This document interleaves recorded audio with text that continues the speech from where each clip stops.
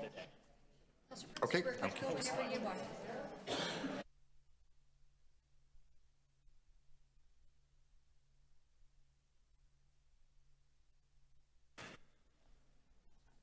Good morning. My name is Councillor Gord Perks. I am the chair of the Toronto East York Community Council and will be chairing today's meeting. The clerk has confirmed that we have quorum, so I'd like to now call meeting 2 of the Toronto East York Community Council to order. Welcome.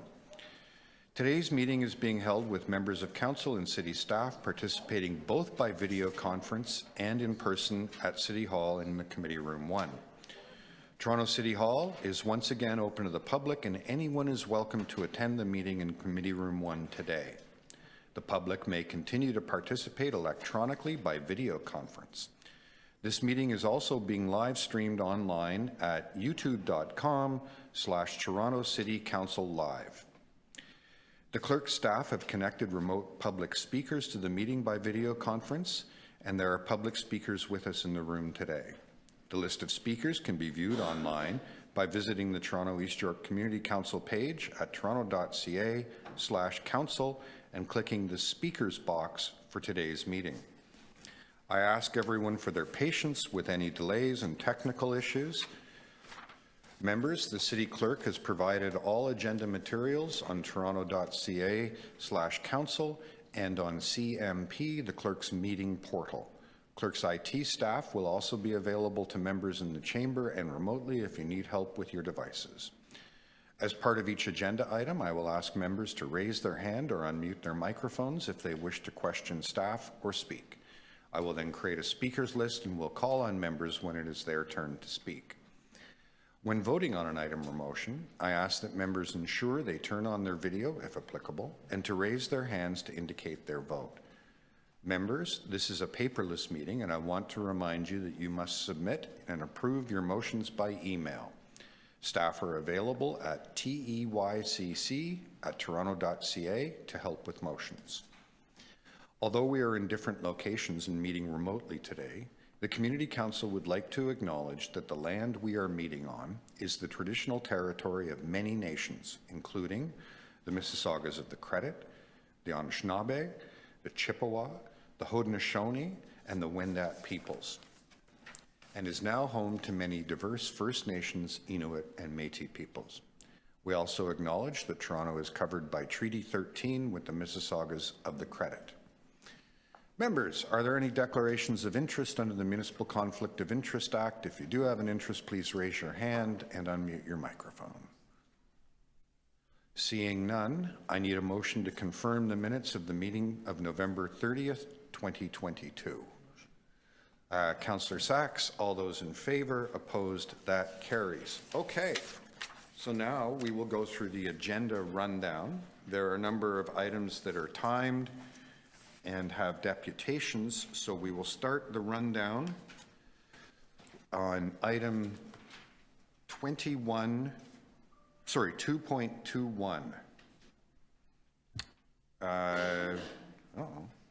That's an issue. Okay. 291 Linsmore Crescent, application to remove a private tree, Ward 14. Councillor Fletcher cannot be with us today, so I have carriage of her items. So I am going to move the approval of the staff recommendation to deny the tree removal. Anyone else wish to speak? No, seeing none. All those in favor, opposed, that's carried. Item 21.22, 280 Withrow Avenue, application to remove a private tree. I'm going to move the staff recommendation to deny. All those in favor, opposed, that carries. Item TE 2.23, 84 Furnival Road, application to remove a private tree. Councillor Bradford. Thanks, Mr. Chair, and good morning. I'd like to move the staff recommendations, please. All those in favor, opposed, that carried. Item TE 24.24, 13 Lockwood Road, application to remove a private tree. Councillor Bradford. I'd like to move the staff recommendations, please. All those in favor, opposed, that carries. Item TE 2.25, appointments to Business Improvement Area Boards of Management, various wards. I'll move that unless anyone has any amendments. No, seeing none. All those in favor, opposed, that carries.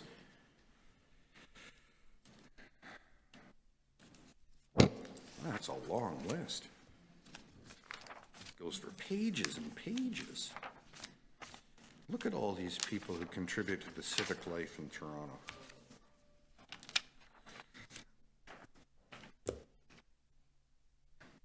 Item TE 2.26, 1221 King Street, construction area time extension. I will move approval of the staff recommendations. All those in favor, opposed, carried. Item TE 2.27, 410 and 440 Front Street West, construction staging time extension. Councillor Malik. I move the staff recommendation. All those in favor, opposed, that carries. Item TE 2.28, 266 through 270 King Street West, construction staging area. Councillor Malik. I move the staff recommendation. All those in favor, opposed, that carries. Item TE 2.29, 321 through 333 King Street West, construction staging area time extension. Councillor Malik. I move the staff recommendations. All those in favor, opposed, that carries. Item TE 2.30, St. Patrick Street, 234 Simcoe Street, construction staging area time extension. Councillor Malik. I move the staff recommendations. Isn't public office great? All those in favor, opposed, that carries. Item TE 2.31, 23 Spadina Avenue, Blue Jay Way, construction staging area time extension. Councillor Malik. I move the staff recommendations. All those in favor, opposed, carried. Item TE 2.32, 40 through 58 Widmer Street, construction staging area time extension. Councillor Malik. I feel like I need a drum roll or something. Yeah. I move the staff recommendations on this. All those in favor, opposed, carried. Item TE 2.33, 55 through 61 Charles Street East, construction staging area time extension. Councillor Moyes. I move to staff recommendation. All those in favor, opposed, that carries. Item TE 2.34, 2112 through 2114 Yonge Street, Hillsdale Avenue West, construction staging area time extension. Councillor Matlow. Morning. I move the staff recommendations. All those in favor, opposed, that carries. Item TE 2.35, 308 through 314 Jarvis Street and 225 Mutual Street, construction staging area time extension. Councillor Moyes. I move staff recommendations. All those in favor, opposed, that carries. Item TE 2.36, 1 through 25 DeFry Street, construction staging area time extension. Councillor Moyes. I move staff recommendations. All those in favor, opposed, that carries. Item TE 2.37, 409 Front Street East, Cooperage Street. Well, that's interesting. Construction staging area time extension. Councillor Moyes. I move staff recommendations. All those in favor, opposed, that carries. Item TE 2.38, 319 through 323 Jarvis Street, construction staging area time extension. Councillor Moyes. I move staff recommendations. All those in favor, opposed, that carries. Item TE 2.39, 59 through 71 Mutual Street, construction staging area time extension. Councillor Moyes. I move staff recommendations. All those in favor, opposed, that carries. Item TE 2.40, Rhodes Avenue parking amendments. I'm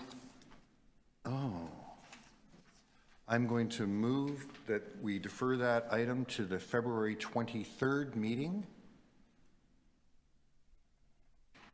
All those in favor, opposed, that carries. Item TE 2.41, Wolverley Boulevard parking amendments. Councillor Fletcher, I am going to move that that one be deferred to the February 23rd meeting. All those in favor, opposed, carried.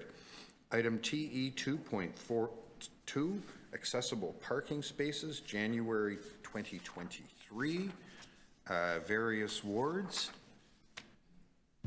If there are no concerns, I'll move that we adopt the recommendations. Item TE 2, all those in favor, opposed, that carries. Oops, almost forgot that part. Item TE 2.43, accessible parking spaces, January 2023, non-delegated. Are there any concerns? Seeing none, I'm going to move the recommendations. All those in favor, opposed, carried. Item TE 2.44, accessible loading zone, Queen Street East.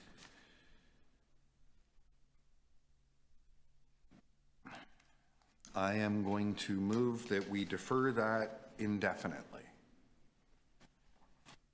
Have I got the right one? Okay. All those in favor, opposed, that carries. Item TE 2.45, Ladysmith Avenue, school bus loading zone. I am going to move that we defer that to the May 24th meeting. All those in favor, opposed, that carries. Item TE 2.46, Beach Avenue, two-way traffic operation. Councillor Bradford. Thanks very much. I'd like to move the recommendations provided by staff. All those in favor, opposed if any, that carries. Just a minute, I have to mark that on my paperless paper. Item TE 2.47, permit parking amendments and variances, Annette Street. I am going to move to approve the staff recommendations. All those in favor, opposed, that carries. Item TE 2.48, permit parking amendments, Marlborough Avenue, Penrose Road, Tome Crescent, Burlington Crescent, Jameson Avenue, various wards. Are there any motions on this? I see none, so I'm going to move approval of the recommendations. All those in favor, opposed, that carries. Item TE 2.49, extension of permit parking hours, Alcorn Avenue. Councillor Matlow.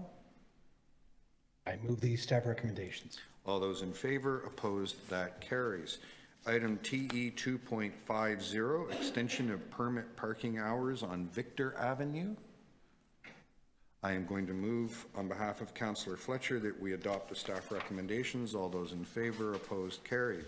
Item TE 2.51, realignment of permit parking 8F to exclude the development located at 995 through 1005 Broadview Avenue and 2 to 4 Mortimer Avenue. I am going, on behalf of Councillor Fletcher, I am going to move to approve the staff recommendations. All those in favor, opposed, carried. Item TE 2.52, speed bumps, Azarello Lane between Craven Road and Rhodes Avenue. I'm not sure I would want to live on Craven Road. This is from Councillor Fletcher. I am going to move the motion to authorize the installation. All those in favor, opposed, that carries.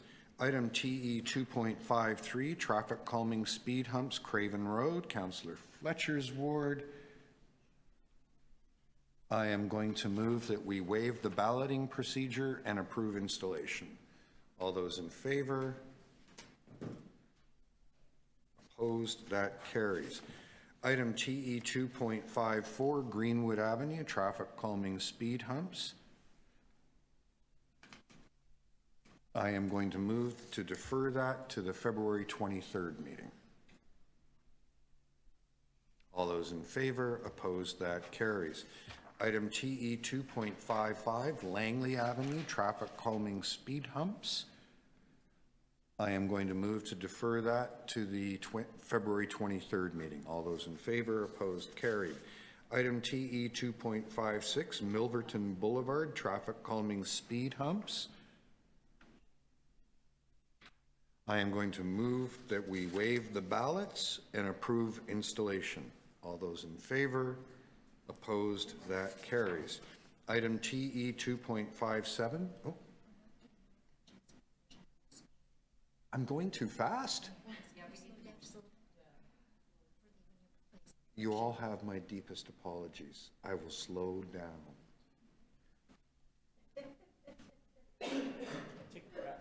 Take a breath. Enjoy the sunshine. Smell the flowers. There you go. Okay. All those in favor? Opposed? That carries. Item TE 2.57, Spark Hall Avenue, traffic calming, speed humps.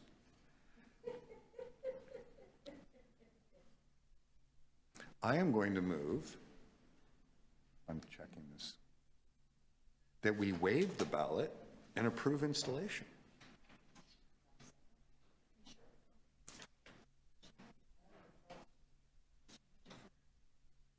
Or you had defer? Oh, okay. This is 57? Sorry, I'm working off 3 lists. My list, Councillor Fletcher's list. Okay. I'll move to defer to the February 23rd meeting. See, when I slow down, I lose my rhythm, and I get all confused. Members of the public, we're usually much better organized than this. Okay, so we move to defer. All those in favor, opposed, carried. That's to the meeting of the 23rd of February. Okay, TE 2.58, Wolverley Boulevard, traffic calming speed humps. This one, I am going to move that we waive the ballot and approve installation. You've all had a chance to read and contemplate the motion? So now with your informed vote, I'm going to move approval. All those in favor? Opposed, if any? That carries. Item TE 2.59, Woodville Avenue, traffic calming, speed humps. I am going to move that we waive the ballot and approve installation. All those in favor? Opposed? That carries. Item TE 2.60, use of Nathan Phillips Square for various events, February 23. Councillor Malik. I move the staff recommendations. Never let it be said that Councillor Malik is not in favor of fun. All those in favor? Opposed, if any? That carries. Item TE 2.61, requesting permission for open flame on Nathan Phillips Square for the burn on March 11th and 12th, 2023. Councillor Malik. I move the staff recommendations. All those in favor? Opposed, if any? That carries. Item TE 2.62, appointments to the 519 Church Street Community Center Board of Management. Councillor Moyes. I move staff recommendations. All those in favor? Opposed? Carried. Item TE 2.63, appointments to the Apple Grove Community Complex Board of Management. On behalf of Councillor Fletcher, I'm going to move to approve the recommendations. All those in favor? Opposed? That carries. Item TE 2.64, appointments to the Board of Management of the Cecil Community Center. Councillor Sachs.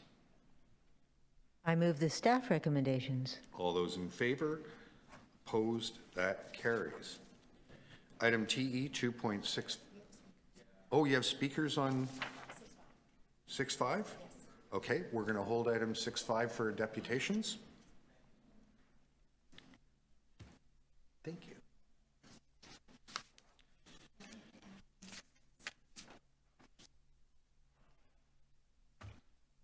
So from 6.6, is 6.6 new business?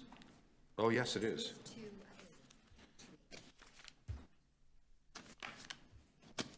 To 80.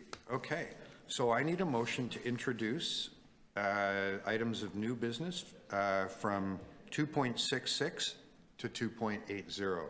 Councillor Bradford, all those in favor of introducing those? Okay. These were posted on the public agenda, so we can move to them now? Yes.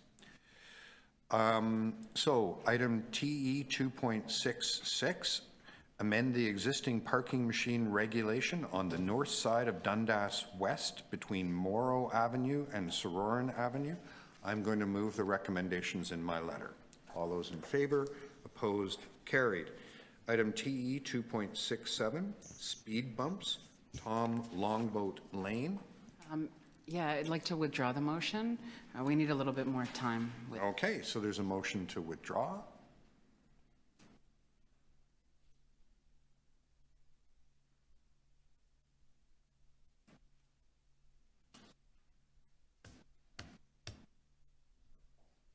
Oh, okay.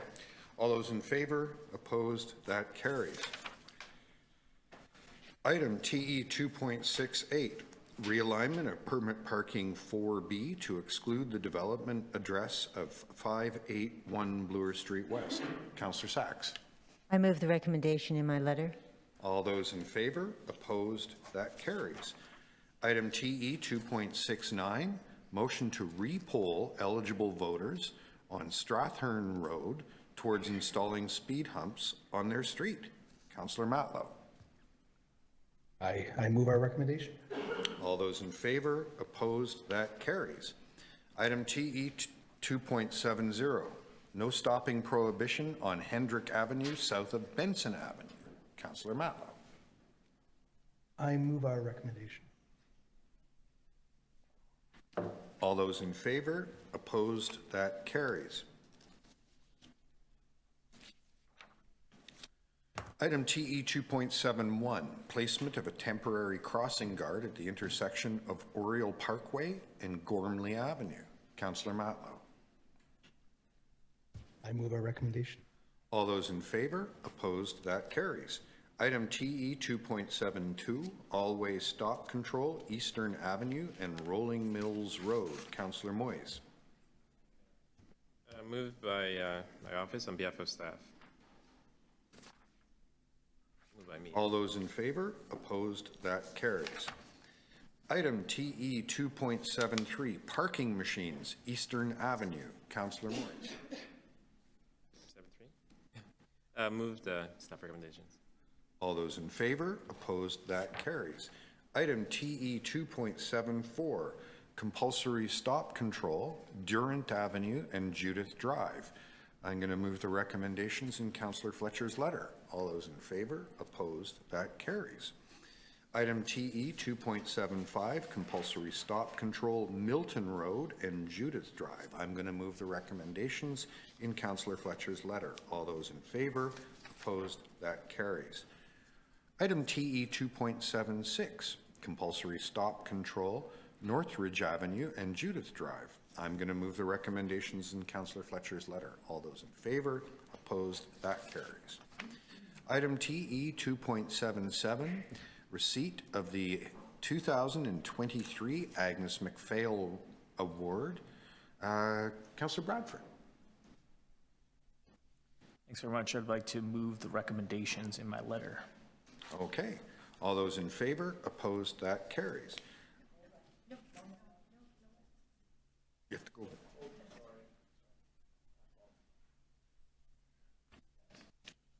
We just had a serious breach of protocol here, people. Councillor Bradford's all red-faced. It's a lot. Sorry. But we're all much happier. So I take it as a win. Okay. Item TE 2.78, Golden Field Brewery by the glass permit application to the Alcohol and Gaming Commission of Ontario. Councillor Bradford. Thanks very much. I'd like to move the recommendations in my letter.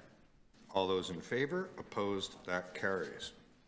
Item TE 2.79, traffic calming, Newman Avenue between Seacourt Avenue and Rosevier Avenue. Councillor Bradford. I'd like to move the recommendations in my letter, please. Is it Rosevier or Rosevier? Rosevier. Rosevier, thank you. All those in favor, opposed, that carries. Item TE 2.80, request for presentation on Toronto's nighttime economy as it pertains to the responsibilities of community council. Now, given that we all signed this letter, I suspect it will pass. Can I have a mover? Councillor Moyes. All those in favor, opposed, carried. And that completes our agenda rundown. Well done, everybody, and I apologize for going too fast at the beginning there. Okay. So, is it 10 o'clock? Yes, it is 10 o'clock. We timed that very nicely. Councillor Yes. Chair, do we do T 2.10? No, it's a timed item, so we do those Oh, now. okay. Oh, that's Yeah. why there's, Items that require by statute that we have a public meeting are set to a specific time so that members of the public come down and make deputations if they wish. So they have to be called at the time, and they were timed for after 10 o'clock. thank you. The ones that we ran down don't have that statutory requirement, so we can go through them quickly at the beginning of the meeting. Okay, so the first item is item TE 2.1, 17 St. Andrew Street, zoning amendment application, decision report. We have a deputant, David. Are you here with us, David? I am, Mr. Chair. Hi, thank you so much for joining us. You have 5 minutes to address the community council, and you can begin as soon as you're ready. Okay. I was hoping to share my screen, but it doesn't look like I have presenting capabilities. One moment, please. Are we able to do that? So you should have that opportunity.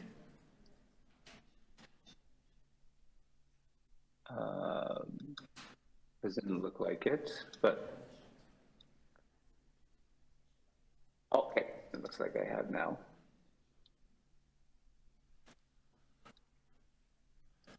Okay. David, Okay, go ahead. thank you. Okay, good morning to you, Mr. Chair, and members of Community Council, staff, and other stakeholders in attendance today. My name is David Hun. I'm a partner at Bellsfields, and we are the planning consultants acting on behalf of the owner and the applicant with respect to the redevelopment of the subject site at 17 St. Andrew Street. I'm here this morning to speak to the proposal and put forward our support of staff's recommendation to approve the application for the 5-story student-focused, purpose-built, mixed-use rental building. Submitted back in October of 2019, I would like to express our gratitude to city staff for getting us here and to this point with a positive staff report. This application was submitted just before the start of the pandemic, and staff were able to navigate through the many challenges we were all faced with, including going virtual and with meetings and submissions.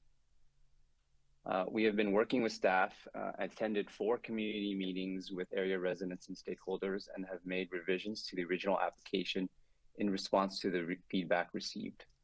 We feel the result is an appropriately scaled building that conforms with the city's official plan policies and has been designed in a manner that is sensitive to the character of Kensington Market and mitigates matters of transition and scale.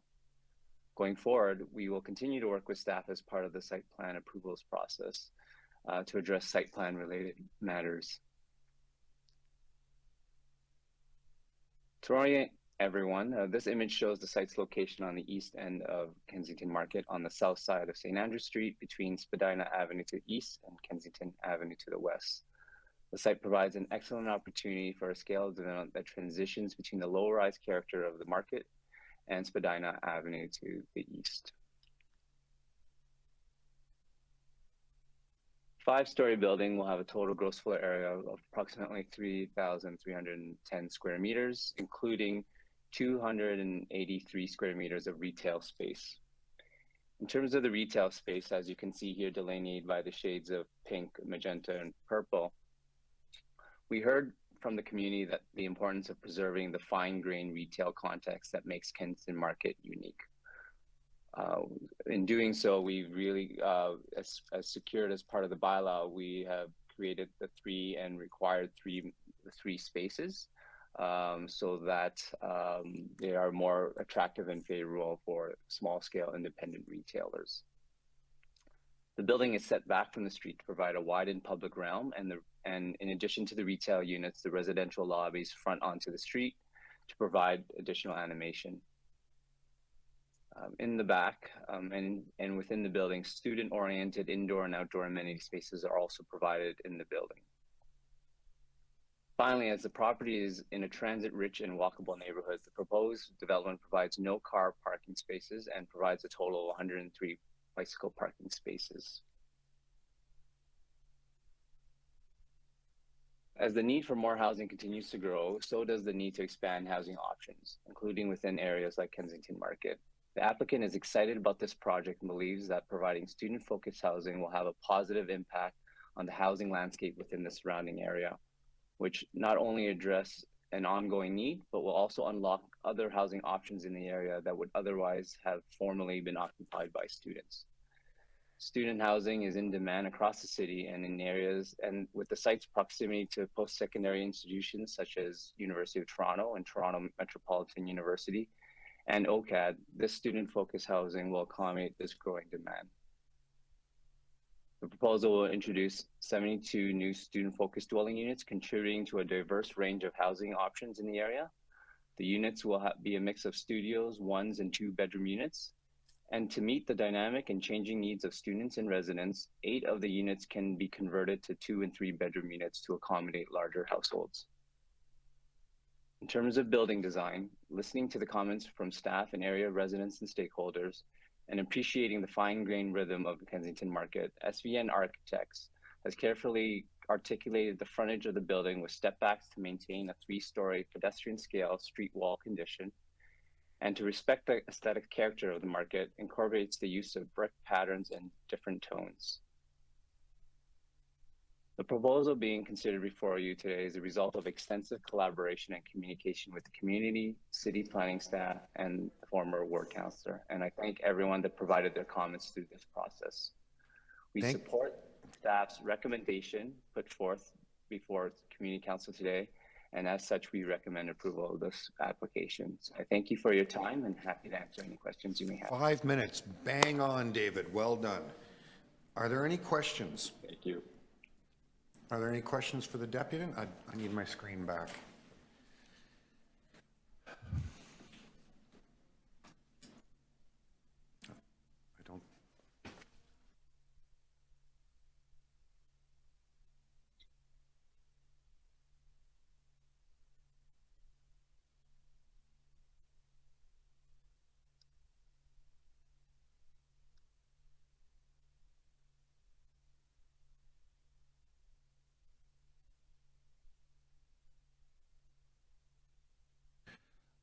David, I don't see any questions for you. Thank you so much for your deputation today.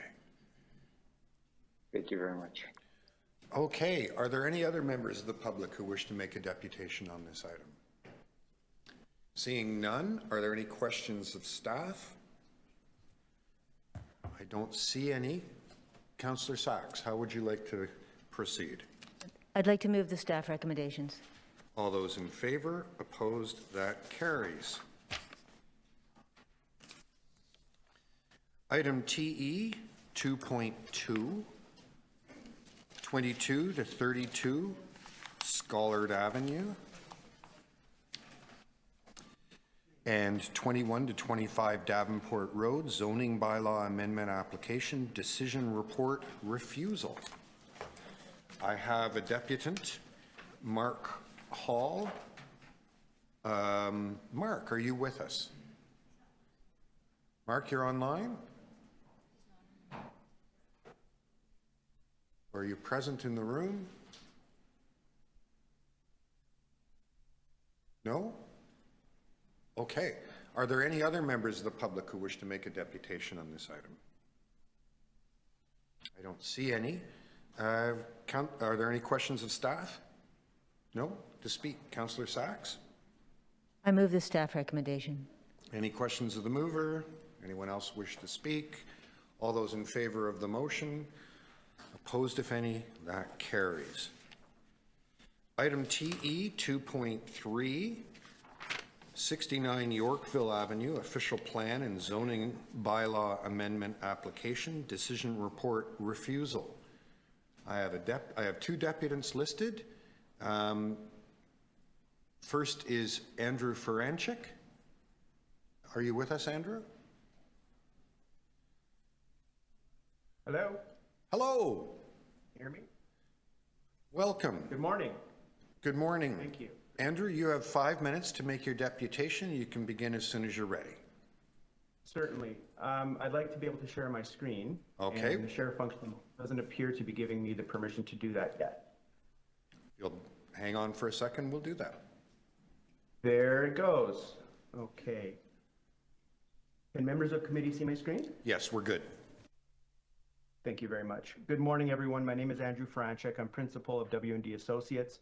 We're the planners retained on this file, 69 Yorkville Avenue. We have a full team of consultants, of course. Our firm and Jet Architecture are here today to answer some questions should they arise. The site is located on the southeast corner of Bellaire Street and Yorkville Avenue in Yorkville. This is a context that many members will be familiar with. It's a district of the city that has many tall buildings surrounding it, and in particular in this block, there's a recently constructed 25-story building at 94 Cumberland Street just to the south. This view is actually looking towards the southeast, towards the cluster of buildings that have occurred over the last several decades here, and this is the block that is just sort of behind the Bay Street corridor. And then to the north of the building, there's also some high-rise context. And then further to the west is where the low-rise sort of context that everyone sort of associates with Yorkville sort of commences west of Bellaire Street. So a lot of circles on this next page, and this is our typical height diagram that shows many of the heights that are in existence in this area of the city. The blue denote the 10 to 19 story range, yellow 20 to 39, and then red is the 40+ story building. So clearly, and the subject site is sort of right in the middle where the orange lines are, and it's surrounded by buildings of 25, 18, and 17 stories. On the site right now is a 4-story commercial building containing some office and retail uses, and it's got frontage on Yorkville Avenue, Genoa Street, which is more like a lane condition, and Bellaire Street. So it actually has 3 frontages. Just to the north, looking north from the site is 100 Yorkville. It's a more recent condo development at 17 stories. Importantly, that building was constructed within the same policy area that we're located in. 75 Yorkville is what is known as the sort of Trattoria Nervosa, a great restaurant that is not part of the development site and that is remaining in place. Other context in the area looking east along Yorkville Avenue, you can see the subject site in the middle. And then off to the right of it is 94 Cumberland. It's a very recently completed 25-story building within this block. And then to the right of that photo is another view along Cumberland Street looking towards the base of 94 Cumberland Street. Of course, a lot of significant context here in and around the site. Along Bay Street at 18 stories, the sort of street wall condition is sort of more canyon-like here along Bay, and then we have some of the taller buildings in the city at 78 stories, 1 Bloor. No surprise, this area is within the downtown growth plan. It's well within the mixed use areas designation, not adjacent to any sort of neighborhoods or other sensitive designations. And in terms of the site and area specific policy, this is what members might recognize as SASP 211. Which is sort of the plan for Yorkville. And it's noted as being within, and it's hard to see off on the left-hand side, it's in a pocket of what's noted as low rise. But if you can see all the little black dotted lines and the red that we've tried to show, 17 Yorkville was built about 10 years ago within that low rise areas, and it became sort of a hole in the donut, which left the site kind of like an appendix of low rise in an otherwise high rise context. And so there is an official plan amendment application currently before you to consider changing that. Right now, the position of staff in the staff report is that 4 stories is the max, and that's what's on the site today. And we believe that there is more potential for the site to accommodate some housing and additional office and retail. Just to move through this more quickly, the downtown plans just carried forward SASP 211 and still contains a low-rise designation for the site. Lastly, in terms of policy, it's within a PMTSA associated with Young and Bloor. So in terms of the architecture, it's a 29-story building that's proposed, and it's actually kind of a unique design in terms of what Jed has prepared. These are different views of that design, looking in terms of how it would fill out the site. And again, the scale would be very consistent with what is in the area, actually quite a bit lower, and also similar to what's already in the block at 25 stories. Looking at some of the amenities that would be located along the portion that extends to Bel Air Street, there would be a bit of a rooftop amenity. Importantly, this site also includes retail, office, and residential uses. These are some potential views from the amenity space. Again, some other views there. And now looking at the ground floor plan, although it's a small site, it does have 3 frontages, as I noted. It will have retail on Bel Air and retail on Yorkville. I'm going to have to ask you to wind up. You're a little over time, Andrew. Andrew? Almost done. Almost done, yes. Andrew, I'm afraid you're over time. I'm going to have to ask you to stop there. Okay? Certainly. Thank you. Okay. Are there any questions for Andrew? I don't see any. Thank you so much, Andrew. The next deputant we have is Jeff Leung. Jeff, are you with us?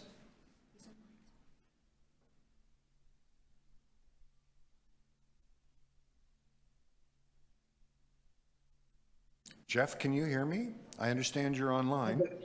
There you are. Hi, good morning, everyone. Hi, good morning, everyone. I think if there's no questions, I'm just here to support Andrew and okay. our application for 69 Yorkville. Yes. Thank you very much, everyone. Thank you, Andrew. Thank you so much, Jeff. Okay, so that concludes the printed list of deputants. Are there any other members of the public here today who would like to address us on this item? I don't see any. Are there any questions of staff? Seeing none, Councillor Sachs. I move the staff recommendations. Any questions of the mover? Anyone else wish to speak? Seeing none, all those in favor, opposed, that carried. Item TE 2.4, 39 through 47 Camden Street, zoning amendment application, appeal report.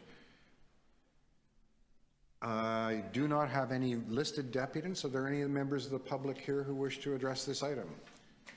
Seeing none, are there any questions of staff? No. Councillor Malik. I move the staff recommendations. Any questions of the mover? Anyone else wish to speak? Seeing none, all those in favor, opposed, carried. Item TE, excuse me, 2.5, 45, the Esplanade, official plan and zoning bylaw amendment, applications, appeal report. I have no deputants listed. Are there any members of the public who wish to address us on this item? Seeing none. Any questions of staff? Seeing none. Councillor Malik. Thank you very much. I do have a few questions for planning staff. Okay. On this item. I guess my first question is, can you please outline the relevant policy for this site regarding maintaining non-residential gross floor area, the GFA? Through the chair, thanks, Councillor, for that question. This is George Pantazis of Senior Planner for Community Planning. Just has been assigned to the application. And so there is, so the site falls within the downtown plan, and within the downtown plan, it falls within the financial district. And so the financial district has a policy within it that basically says any new development, let's say there's an existing development there that has a non-residential GFA, any new development on that site will maintain that GFA, and they're encouraged to increase that non-residential GFA.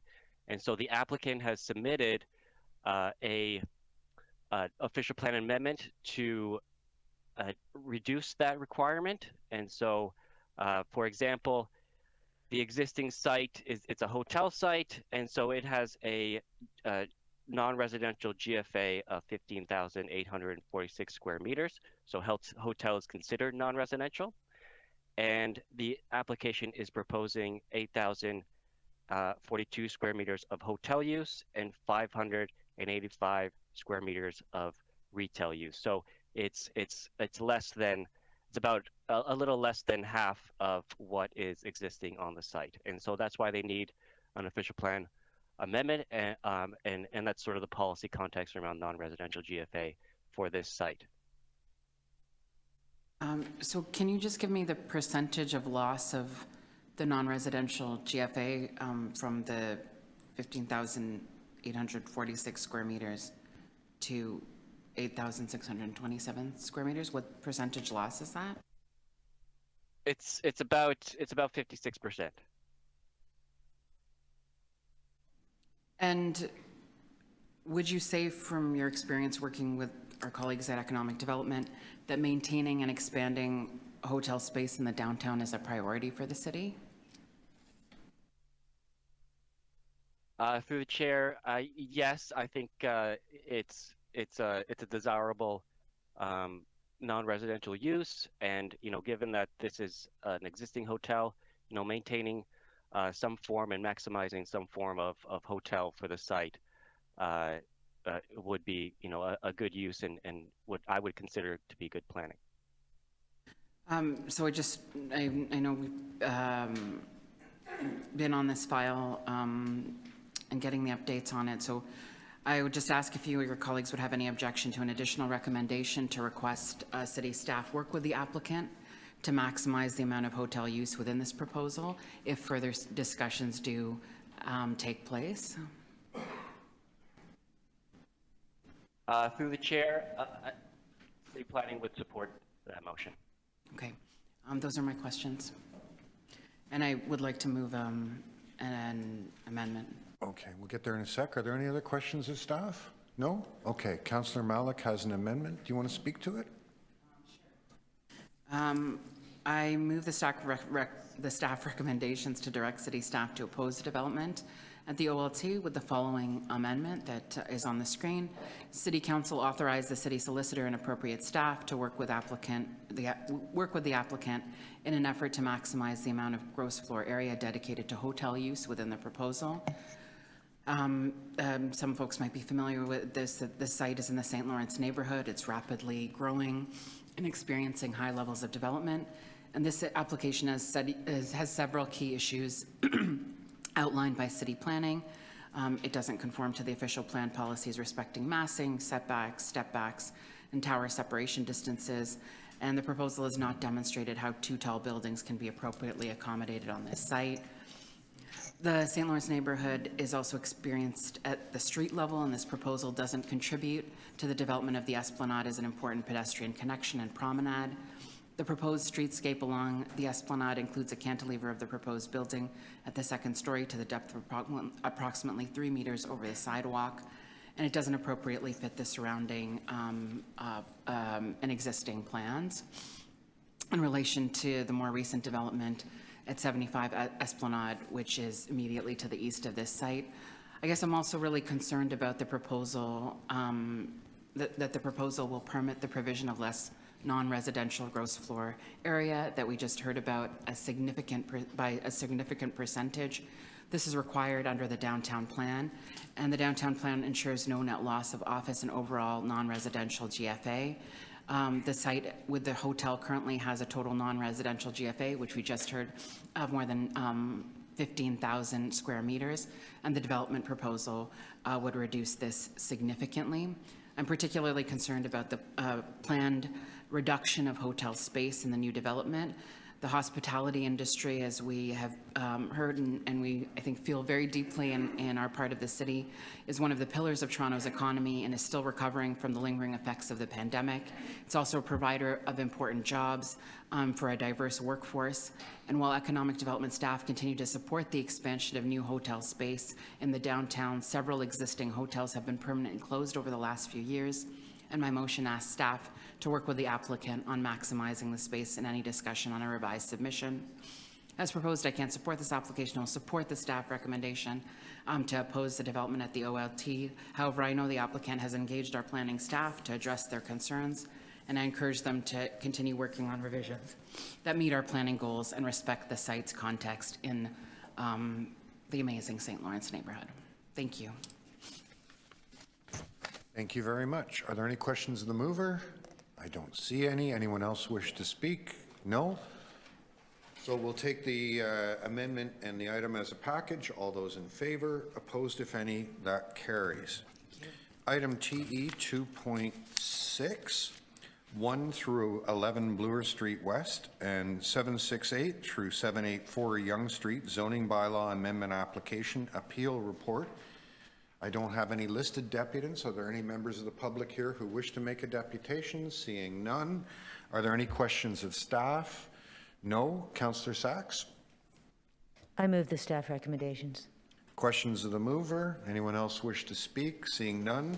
All those in favor, opposed, that carries. Item TE 2.7, 100 Davenport Road zoning bylaw amendment application appeal report. Are there any members of the public who wish to make a deputation on the item? Seeing none. Any questions of staff? Seeing none. Councillor Sachs? I move the staff recommendations and hope we reach a settlement soon. Very good. Any questions of the mover? No. Anyone else to speak? No. All those in favor? Opposed? That carries. Item TE 2.8, 906 Yonge Street and 25 McMurrick Street, zoning bylaw amendment and site plan control applications, appeal report. Are there any members of the public who wish to make a deputation? No. Are there any questions of staff? No. Councillor Sachs? I move the staff recommendations. Questions of the mover? Anyone wish to speak? No and no. All those in favor, opposed, carried. Item TE 2.9, 2010 through 2050 Yonge Street, zoning bylaw amendment and site plan control applications appeal report. Any members of the public wish to make a deputation? No. Questions of staff? No. Councillor Matlow. I'll move the staff recommendations, and I just want to make just a quick comment about how, once again, how just absolutely arbitrary the 90-day deadline that the province imposed through Bill 109 is on city staff. It would make so much more sense to go through a reasonable iterative process to arrive at a really good resolution, rather than both parties ending up in the very long queue at the OLT to deal with it there.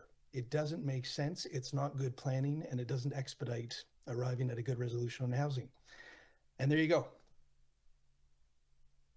Questions of the mover? No. Anyone else wish to speak? No. All those in favor, opposed, carried. Item TE 2.10, 47 through 65 Huntley Street, 2 through 18, 24 and 26 Linden Street, and 1 through 11 Selby Street, official plan and zoning bylaw amendment, appeal report. Are there any members of the public who wish to make a deputation? Seeing none. Questions of staff? No. Councillor Moyes? I want to move staff's recommendation, but I also want to say that this is a really good project with a lot of community benefits attached to it, and I hope that this is settled quickly. Okay. Questions of the mover? No. Anyone else wish to speak? No. All those in favor? Opposed? Carried.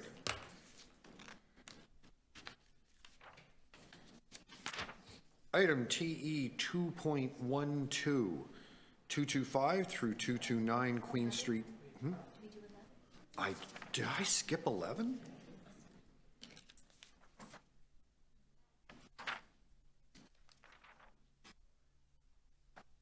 Huh. I guess I did skip 11. I'm sorry, Councillor Morris. Item TE 2.11, 296 through 300 King Street East, and 56 through 60 Berkeley Street, official plan zoning bylaw amendment application appeal report. Are there any members of the public who wish to speak? Seeing none. Questions of staff? None. Councillor Moyes? I move staff recommendation. Questions of the mover? No. Anyone else wish to speak? No. On the motion to approve, all those in favor, opposed, carried. Now we will do TE 2.12, 225 through 229 Queen Street East, and 120 through 134 Sherburne Street, zoning and bylaw amendment applications, and site plan control applications appeal report. Anyone wish to speak to the item? Ms. McDougall. Hello, Cynthia. Good morning. Does this still work? It should. Can we get the overhead projector? Yep, good. Good morning. This is my first time back to Community Council. And we welcome you with open hearts and arms. Yes. So I'm here today as a volunteer lawyer on behalf of Covenant House. And I've come here personally rather than go on the screen because I care so much about Covenant House. And I also wasn't sure I could actually share my screen in the office. So those were the two reasons. And Sorry, Cynthia, one moment. Cynthia, yes, this is item 12. Are you sure this is the one you want to be addressing us for? I thought that was my, no, it was 14. I apologize. Well, you called me, sir, so I thought. Well, you put your hand up. Can't believe it. Well, I mean, I don't know what's going on with your hands. I'm very sorry. Okay. We'll hear from you with enthusiasm in just a few minutes. Well, that was exciting, wasn't it? Okay. Are there any members of the public who wish to speak on item 12? Seeing none, are there any questions of staff? No? Councillor Moyes? I move to accept staff recommendation. Questions of the mover? Anyone else wish to speak? Okay, members, I just want to let you know, we're currently at bare quorum, so if you need to leave for any reason, you have to tell me first. Oh, there's Councillor Matlow back. Okay, we have a little bit of room. On the motion, all those in favor, opposed, carried. Item TE 2.13, 130 through 134 Parliament Street and 529 Richmond Street zoning bylaw amendment application appeal report. Are there any members of the public who wish to speak to this one? No. Are there any questions of staff? No. Councillor Moyes. I move to accept staff's recommendation. Are there any questions of the mover? Seeing none, all those in favor, opposed, that carries. And this brings us to item 2.14, which is 399 through 405 Yonge Street zoning bylaw amendment application appeal report. I have a deputant listed. Cynthia McDougall, come on down.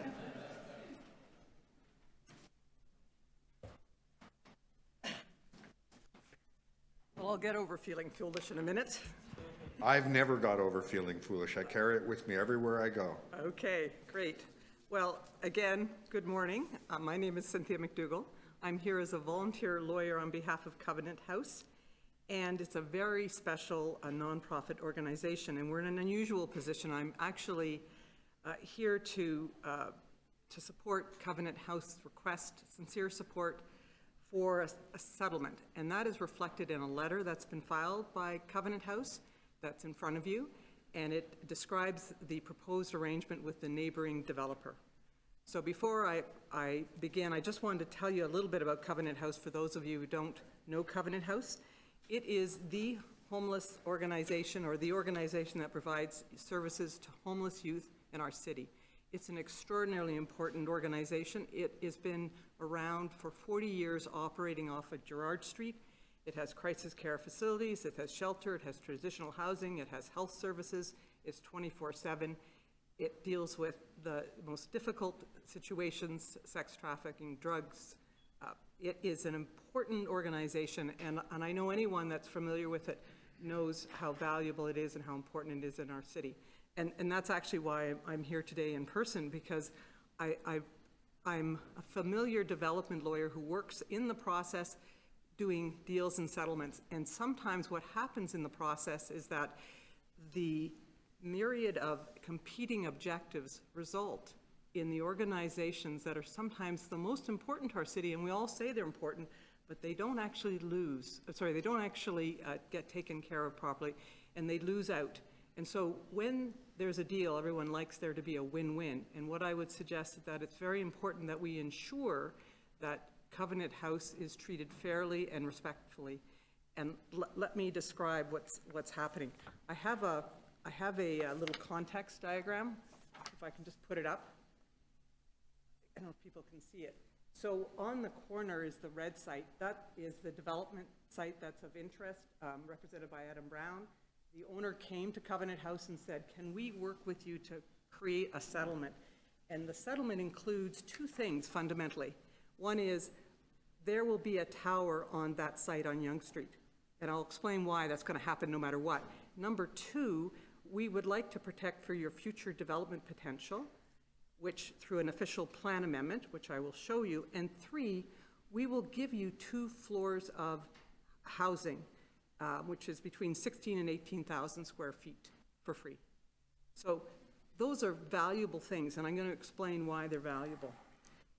In the context of this site, if we go back to this diagram, to the south is an 85-story tower. Anyone who's in the field would say, you know what, there's going to get a tower approved on Yonge Street. So let's just say there's going to get a tower approved. It's going to happen. So the question is, under what terms and conditions should that tower be approved? And I'm going to show you another diagram, which is the official plan diagram. Just a second. Aha. So we have Gerrard Street, Covenant House. We have the tower on the corner. What has been proposed through the official plan amendment is that Covenant House, if there was to be a future tower, which would require a zoning amendment and all of the various processes, it would be set back 12.5 meters. And the tower on Yonge Street would be set back 5.5. That's for an overall 18 meters. In the world of, and when I think about being at this committee when it was a land use committee 20 years ago or 18 years ago, and I don't know if anyone's left behind there used to be screaming and shouting because the old separation distance was 11 meters. And I could remember the folks talking about moving from 11 to 15. And I know the world of 20 and 25, but 18 meters, I would suggest to you, given the context of various approvals, is not unreasonable. And the reason why I think it's really important to approach it by providing for a future opportunity for the tower is the property for Covenant House is its most valuable asset. And to take away, to say, well, you know what, it's a heritage building. You know what, they'll never develop. You know what, it doesn't matter. It does matter. We have to protect the valuable nonprofit asset of Covenant House. And I suggest to you the official plan amendment is the route to do it, and that's important. And as well, as part of the settlement, Covenant House will be having the 2 floors of housing, which is actually remarkable. Let me see where my time is, 4:52, because most developers, in fact, are opposed to affordable housing, or often are, and here it is, housing for homeless youth. So please support the settlement, and I know that council will be considering it as well, and there will be further discussions, so I appreciate your listening to me. Thank you. Are there any questions? Councillor Moyes. Thank you, Cynthia, for your deputation and for outlining what's happening here in the corner of Gerrard and Yonge.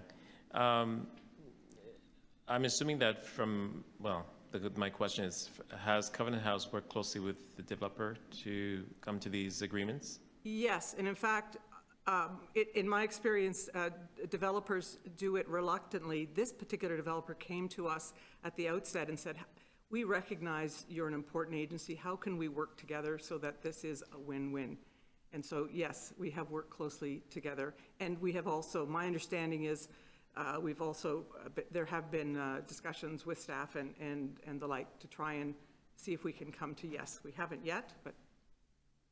And the developer is offering 2 floors to Covenant House? Yes, and I'd just like to say, 2 floors. We're in a system right now, and the staff at the City Hall are under besieged. The councillors are under besieged. The regulatory framework has changed. I spend my life just doing land use planning law. There are so many changes. we've got shrinking bases, 2 floors of housing for homeless youth. To my understanding as well, that they're also building a bridge between Covenant House and the units, so that there's actually a seamless connection between Yes. the buildings. So. Yeah, no, it's, again, if you step back 20, 25 years ago, you had to sort of force developers to take affordable housing. We're talking about vulnerable youth and a developer willingly incorporating it in his project. Yeah. Thank you so much for explaining that. Thank you.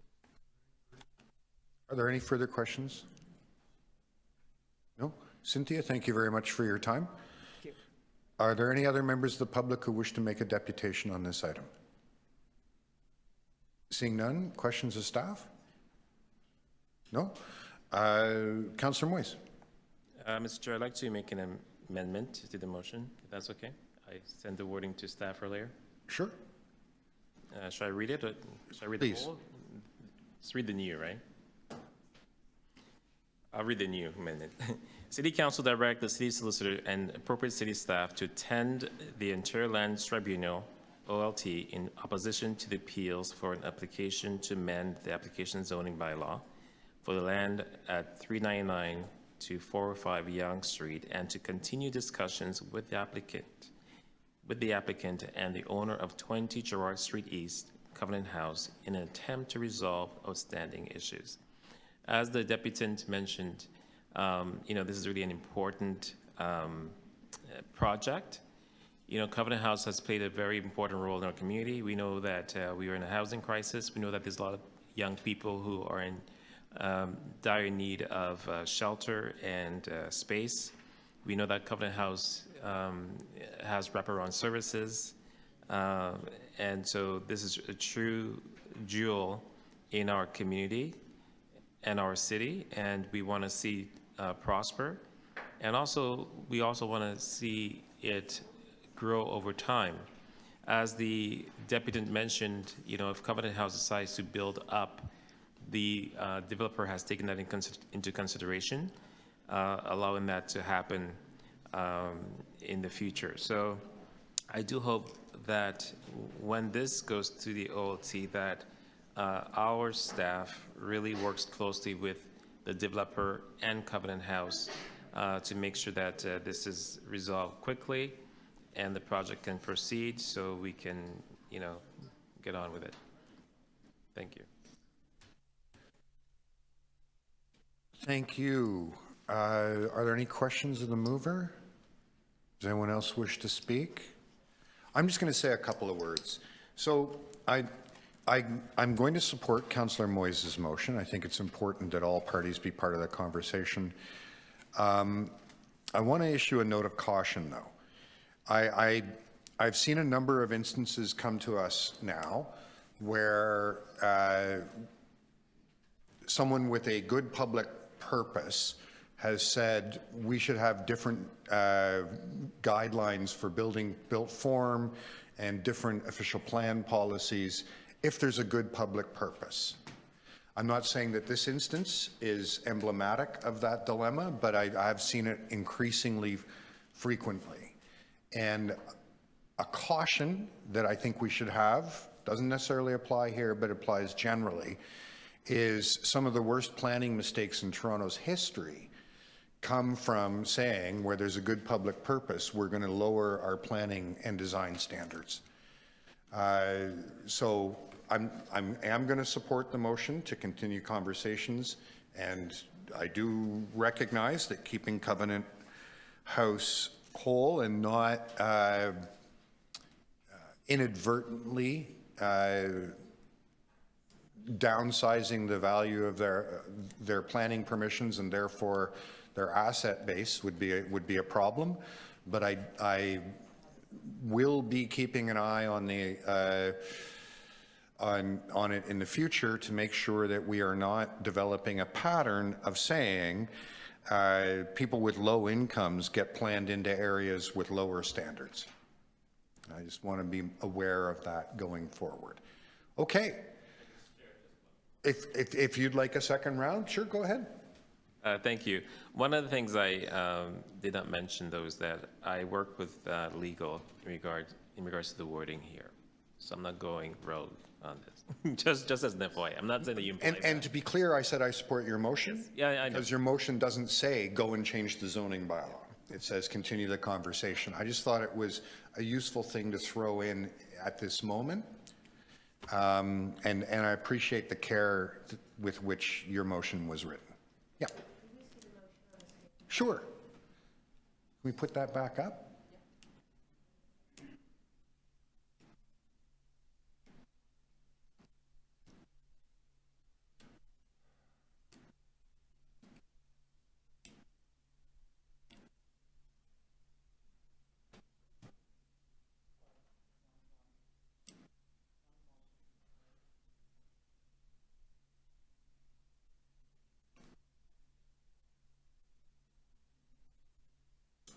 While we're waiting, like I want to make it super extra clear. Like I was saying, this one's fine, but increasingly, like I'm getting pressure in my ward, and I know of others who have, and I just think yours actually illustrates the correct way forward, rather than just making a concession on the zoning bylaw up front.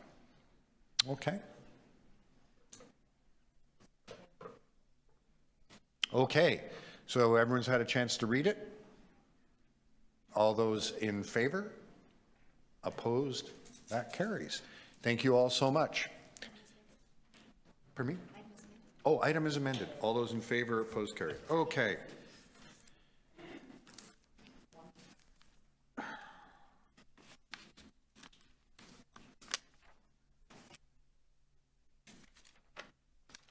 Councillor Bradford, could you just manage this item for one moment? It's 2015. You just have to read it. I just want to...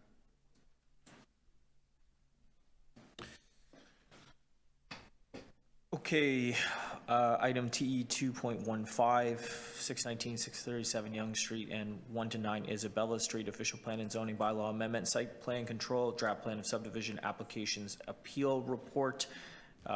This is, do we have any deputants? Anyone in the room who would like to speak on TE 2.15? Seeing none and no deputants online. Okay, we will go over to questions of staff. Anyone have questions for staff? Seeing none in the room, none online. Okay, very good. Councilor Moyes? Yeah, so Councillor Moyes, this is your item. Yeah. Would you like to speak on it, move any motions? I move staff recommendations. Okay, we have a motion to move the staff recommendations from Councillor Moyes. All in favor?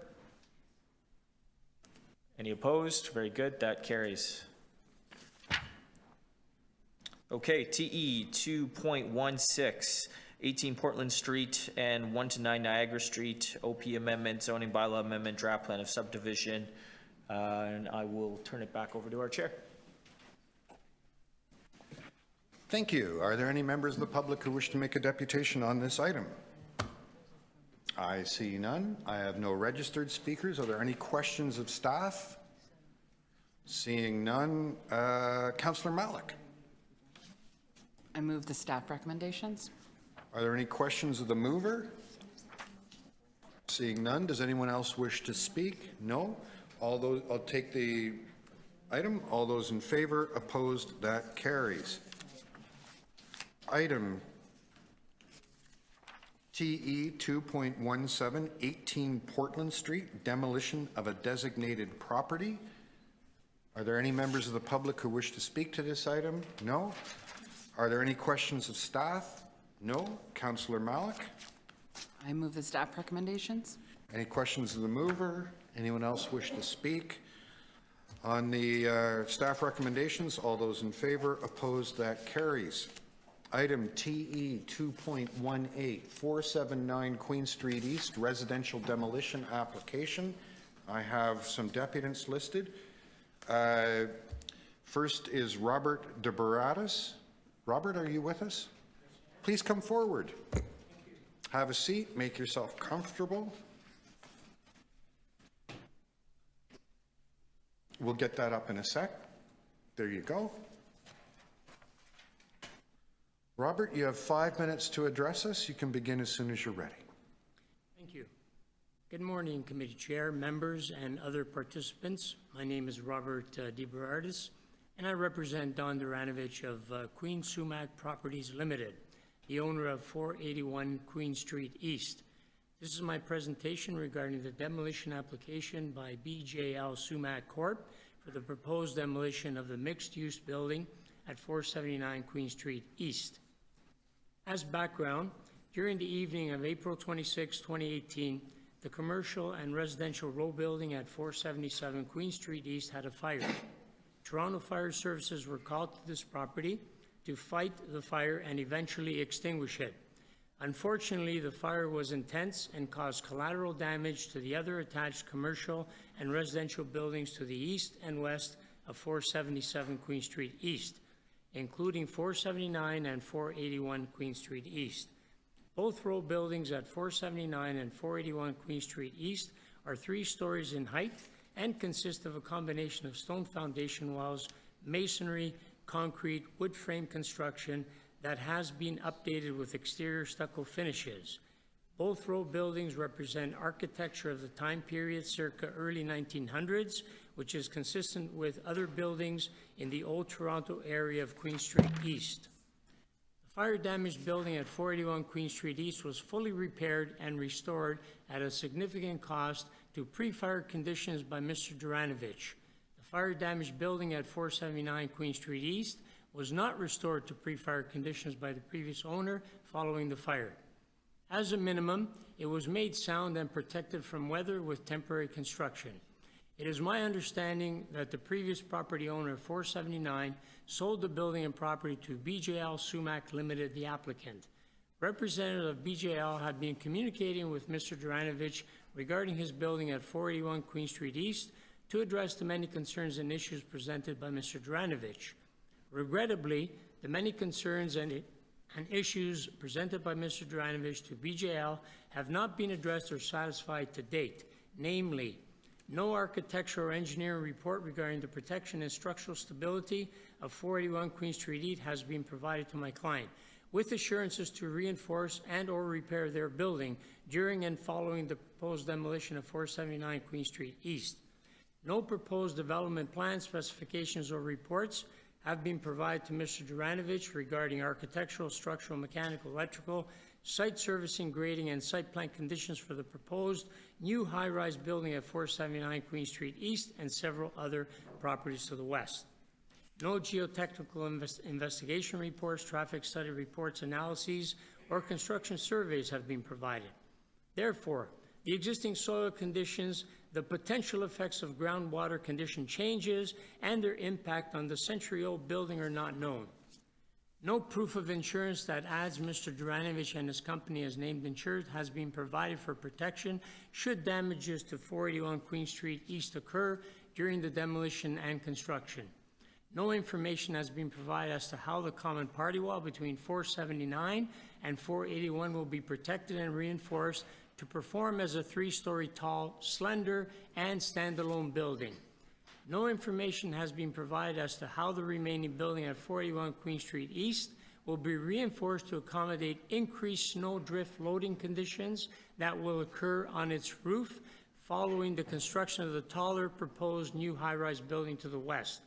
A pre-construction survey of 481 Queen Street East has not been completed nor reported on and is required to prior to any demolition and or construction on the applicant's property. No vibration monitoring or sensors have been proposed or installed to date.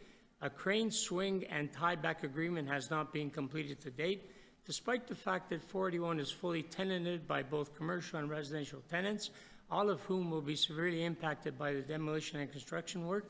No compensation has been proposed by the developer to date. Thank you. This concludes my presentation concerning the application to demolish the existing mixed-use building at 479 Queen Street East, which my client respectfully submits should not be approved but refused by this committee. Thank you kindly. Thank you. Are there any questions for the deputant? Seeing none, thank you very much for your presentation today. I also have listed Donald Duranovich. Did you wish to make a deputation, sir, or are you just here to observe? You would? Please come forward. Excuse me. Take a seat. And you'll have 5 minutes to address the committee. You can begin as soon as you're comfortable and ready. Okay. And if you could make sure you speak into the microphone just to your left, there you go. That way people who are watching online can hear you as well. Okay. Good morning, council, committee, and chair members. The applicant has failed to fully disclose the facts in their application, seeking permission to demolish 479 Queen Street East. For example, the building is not a standalone building. Furthermore, the structural integrity of the adjacent building at 481 Queen Street East will be compromised. The applicant did not provide a full disclosure and all the mitigating factors that may impact the building. And at no time were we ever notified about this meeting. I found out about it on Monday morning, the 23rd of January.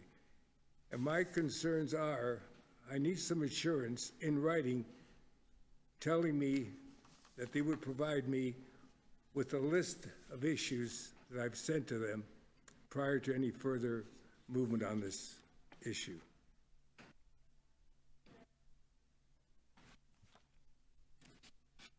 Are those all your remarks? That's about it. Yes. Thank you so much. Are there any questions? Seeing none, Donald, thank you very much for coming and sharing your thoughts with us today. I also have Sean Duranovich listed online. Sean?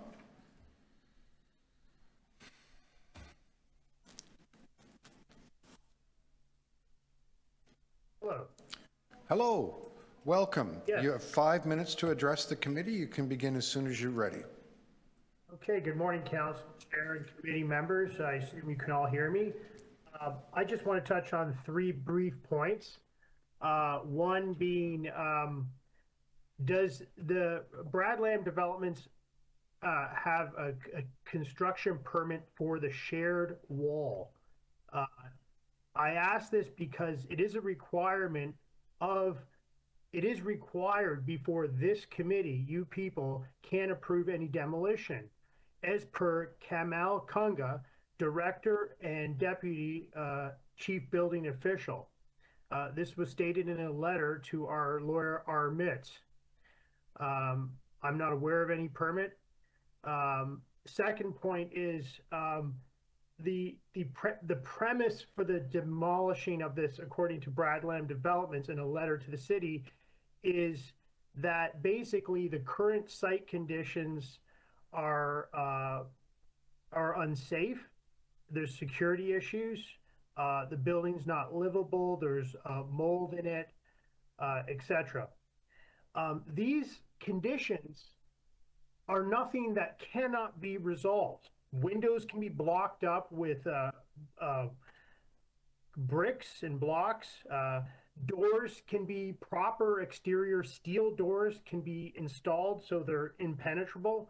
So this can easily be resolved by actually taking the proper actions, and mold can be remediated if he did want the building to be occupied quite easily. I also want to go on record in saying that in his letter, he states that 3 neighbors said 3 people broke into the premise and caused a fire, which did happen. This was after the initial fire that destroyed much of the block. What his letter did not mention was that my father, Don Duranovich, who just spoke, repeatedly contacted his office to tell the organization that the building was not secure and presented a threat. There was no response. There was no action. My 85-year-old father had to board up and make safe that building himself at some point. Unfortunately, at some point, they didn't respond. And yes, someone did break into the building, which was easily accessible through their own neglect. And I'm sure there's bylaws in the city of Toronto to have a secure, safe building. There are obligations the owner has to the community. None were made. None were responded to when cries were made. The third point I'd like to make is that there was a letter sent by the Bill Stamatopoulos, who is the Deputy Chief Building Officer for this meeting that I did have access to read. And basically, it's asking the same thing as Bradlam Development's consideration, that saying that that demolishing this building will mitigate against further negative impacts. The problem is with the building official neglects to mention in the letter to this committee is that it will also open up a can of worms here and create far worse effects for the neighboring property, 481 Queen, as explained by Mr. DeBardis, our engineer who has studied the building. We have no idea, because it's a shared wall, shared foundation wall, we do not have any idea of what kind of wind impacts will be from wind loads, or what kind of impacts will be resulted from the removal of a neighboring shared foundation. The director also says, requests, one of the options could be to put a lawn there once it's demolished. Well, a lawn, grass does not ensure that our building does not blow down. There just hasn't been enough work done yet to assure that the building at 481 Queen Street, the neighboring building, will remain safe and standing.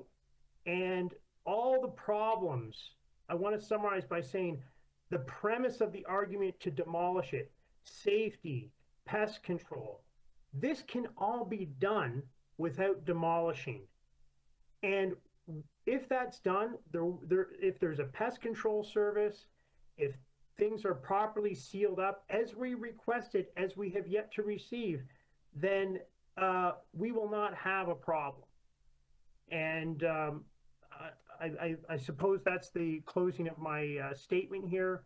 And I would just ask the committee, please not approve this for the reasons I stated. But more importantly, from a more technical point of view, I don't even know if there's a permit for the parquet wall. And according to your own Director, Deputy Chief Building Official, that is a requirement before this committee can approve anything. Thank you. Thank you. Are there any questions? Seeing none. Any questions of staff? No? Councillor Moyes. Just one quick question regarding the dividing wall between the properties. The deputants made a few comments around that. Can staff perhaps respond to that? Yep, through the chair, in regards to the party wall, if the party wall is being impacted, there would be a permit required. It's my understanding from our city engineers that the double wall is not being impacted. So the current proposal would not require a party wall permit.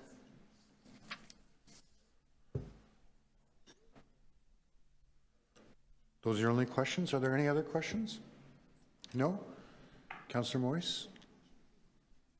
I'm going to move staff recommendation number 3.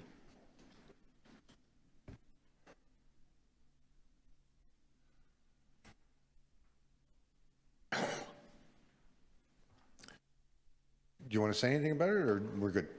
I think we're good. I think. Okay. It speaks for itself. Okay, good. Are there any questions of the mover?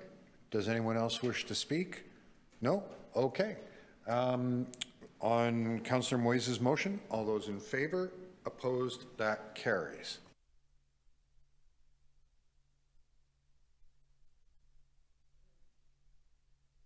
Item TE 2.19, 74 Willow Avenue, request for fence exemption. I have deputants listed. Pierre Di Girolamo.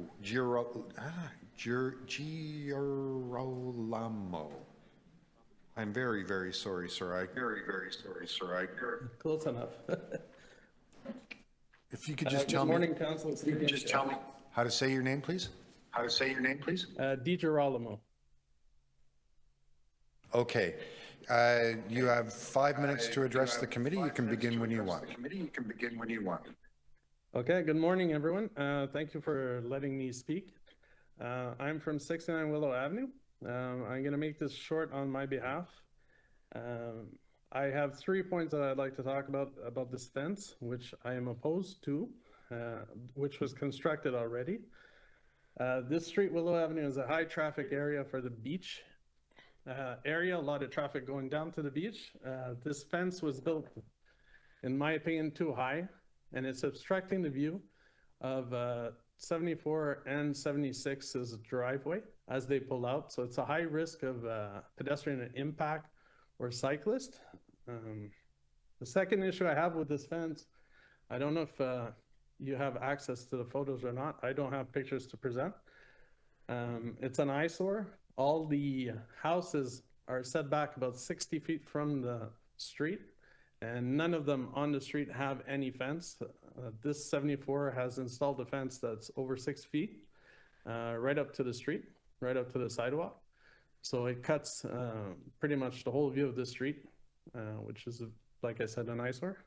And the third point I'd like to discuss is this fence, from what I'm aware of, was built out of a response to an argument.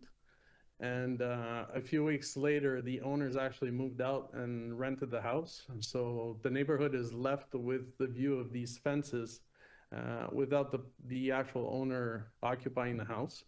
So we would like this fence, and I think I'm talking on behalf of most of all the residents on the street, we would like that fence to be taken down so it could open up our street, make our street more visible, more beautiful, and less obvious that there was an argument in that lot, that specific lot.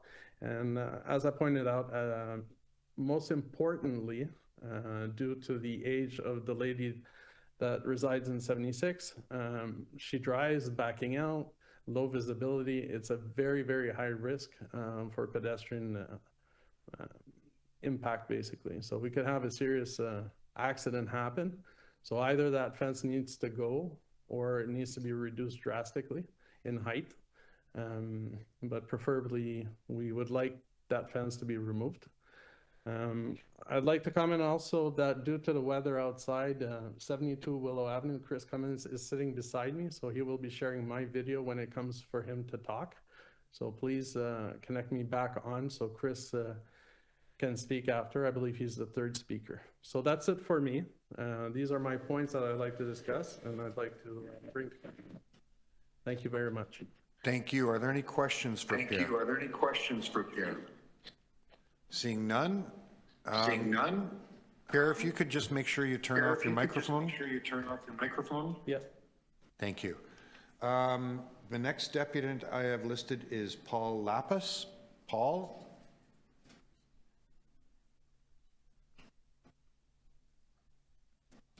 Is Paul connected to the meeting? Yeah? Paul, can you hear me?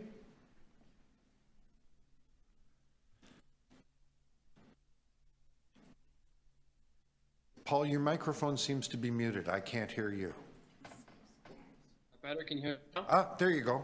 Okay. Welcome to Toronto East York Community Council. You have 5 minutes to address the committee. You can begin as soon as you want. Yeah, thank you. Good morning, City Council. Thank you for allowing me this opportunity to speak regarding the fence exemption. I'm Paul Lapis, the owner of 74 Willow Avenue, and I'm kind of here today to speak on behalf of my family. We are applying for the fence exemption for safety and security. We owned the property since 2016 and lived there until 2021. We purchased the home to be our family home where we raised our 3 young kids. I want to start by addressing why we're requesting the exemption for the fence to the north between 74 and 76 Willow. During our 5 years of living at 74 Willow, the owner of 76, Ms. Kuzmenko, verbally harassed our children and physically assaulted our son on one occasion. Paul? The police were called many Hi, times. Paul. Yep. Paul, I'm going to pause your time. From time to time, this happens at Community Council. I just want to let you know that our responsibility here is on the merits of the physical fence. Issues about your history with the neighbor and so on are not our concern.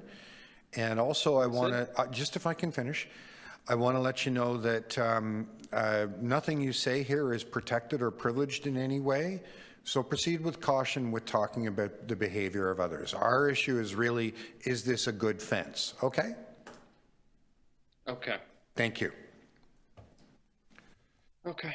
So I'll say that we're asking for the exemption because I believe lowering the fence or installing an open mesh will decrease the security and protection for the owners at 74 Willow. We do have plans to move back to the property, and we moved out as our children were being impacted by certain events, and our ability to enjoy living at the home was very much impacted.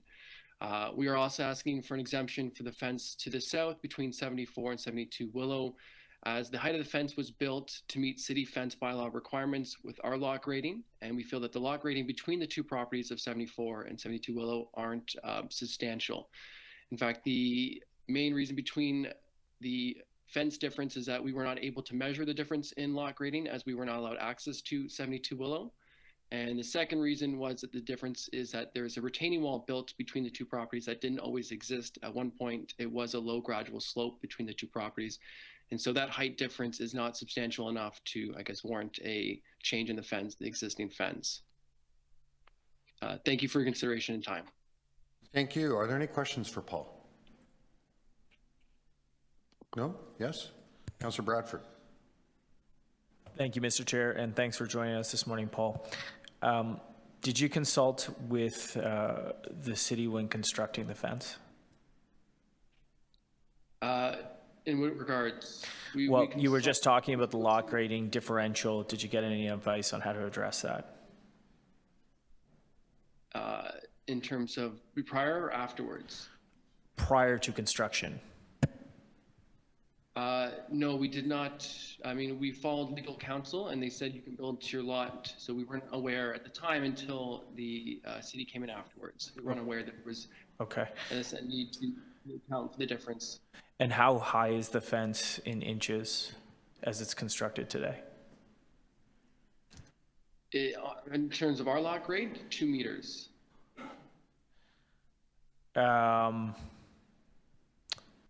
does the bylaw permit? From our lot, just 2 meters. So I have here, it's 82 inches. I haven't done the conversion in meters. Is that close? That's close. Where the max permitted is 47 inches.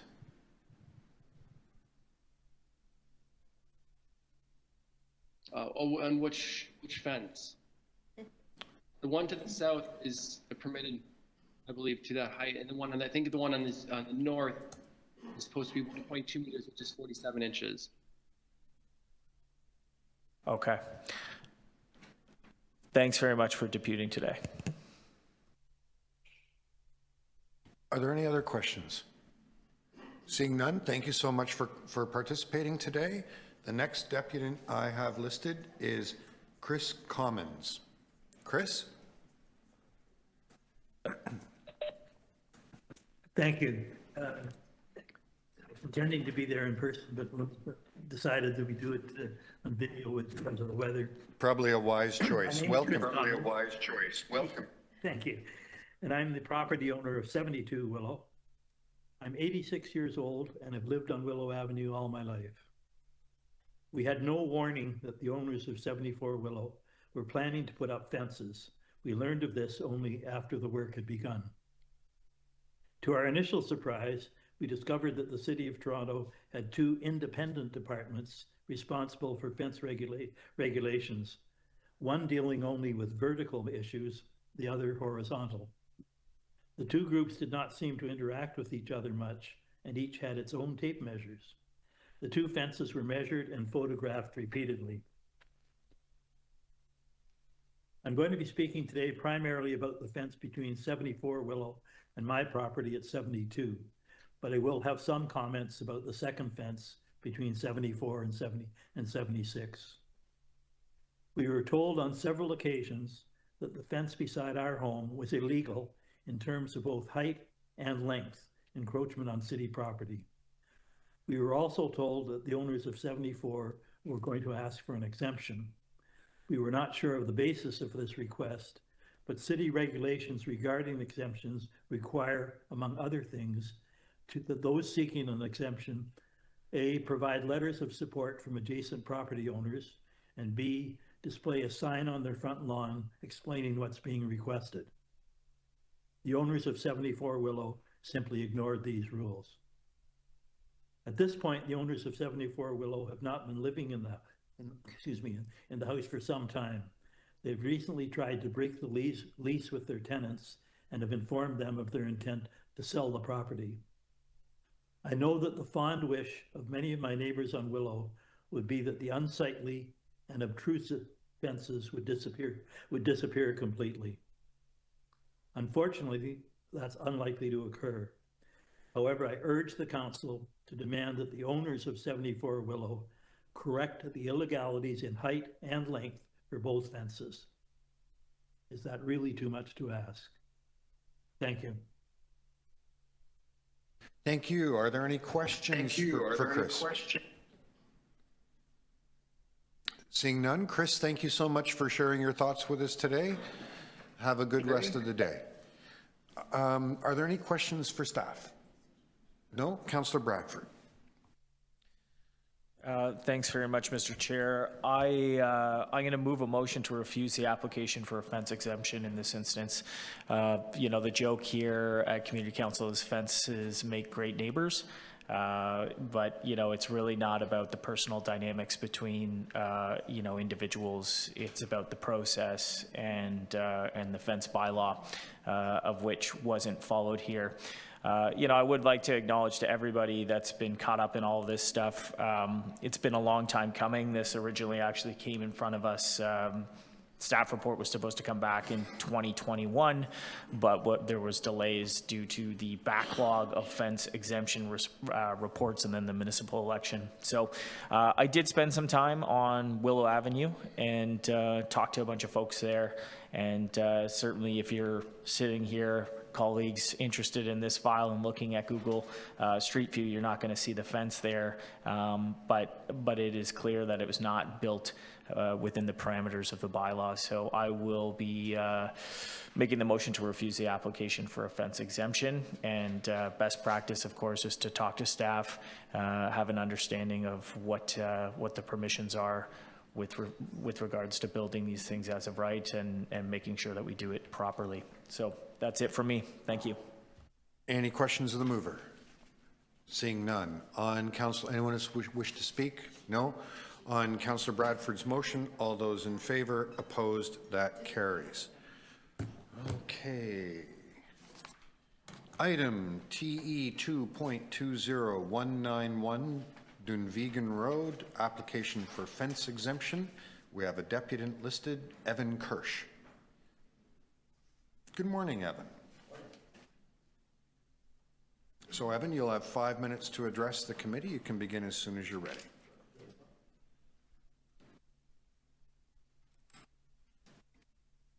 Good morning. My name is Evan Kirsch. I work for Starlight, a real estate company based in Toronto, and I reside at 191 Dunvegan Road. This matter was adjourned in November of 2022. This application is for a fence exemption, but it's simply about kids being able to play basketball freely in their backyard.